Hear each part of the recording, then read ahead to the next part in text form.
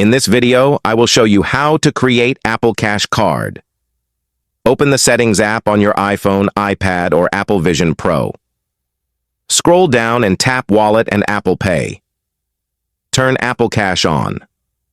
Under Payment Cards, tap Apple Cash. Tap Continue, then follow the instructions on your screen. No alt supplied for image. When someone sends you money, it's automatically and securely kept on your Apple Cash Card. Your new Apple Cash Card can be found in the Wallet app.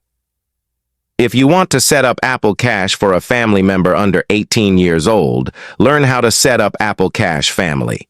If you're under 18, your family sharing organizer can set up Apple Cash for you with Apple Cash Family. If you turn off Apple Cash on a device, you can still use Apple Cash on other devices where you're signed in with your Apple ID. Thank you for watching, and please don't forget to like and subscribe for more.